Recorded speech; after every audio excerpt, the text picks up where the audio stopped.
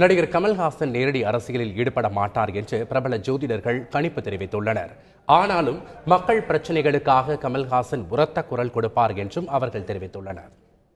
ஜாதகத்தில் கமல் சார் 6/12/2019 வரை சூரிய திசை தான் அவருக்கு இருக்கிறது. அவருடைய ஜாதகத்தில் அவருடைய அந்த சூரிய திசை முடிகின்ற வரையில் அவர் பலருக்கு எதிர்ப்புகள் எல்லாம் சமாளிப்பதற்கும், அந்த சூரியன் பெரிய விஷயம் என்றால் அவர் ஜாதகத்தில் ஐப்பசி மாதத்தில் அவர் பிறந்த நாள் சூரியன் நீச்சமாக இருக்கு. அந்த நீச்சம் பெற்ற சூரியனால் இந்த மாதிரி எதிர்ப்புகள் எல்லா விதத்திலையும் இருக்கிறது.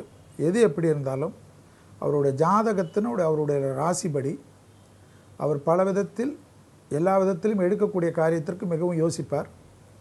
இந்த காலகட்டம் வரைக்கும் அவர் இருந்தாலும் அவர் ஜாதகத்தில் அரசியல் ஆலோசகராக, அதாவது எந்த வித எதிர்ப்பு மற்ற விஷயங்கள் மக்களுக்கு ஏதாவது பாதிக்கக்கூடிய விஷயத்திற்கெல்லாம் முன்மொழிவராக காட்சியளிப்பாரே தவிர நேரடியாக அரசியல் கட்சி ஆரம்பிப்பதற்கு அவர் வரமாட்டார். பத்மஸ்ரீ கமலஹாசன் அவருடைய ஜாதகத்தை பொறுத்தவரை அவருக்கு இப்பொழுது நடக்கிற திசை சூரிய திசையிலே சனி புத்தி நடைபெறுகிறது.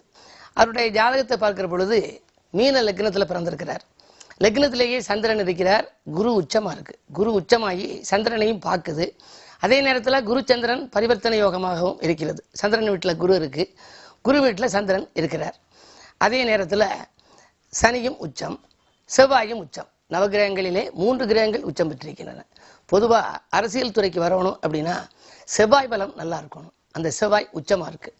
அதே நேரத்தில் சூரியனும் நன்றாக இருக்க வேண்டும். சூரியன் தான் பிரகாசமான கிரகம், ராஜகிரகம் என்று வர்ணிக்கப்படுறது சூரியன்.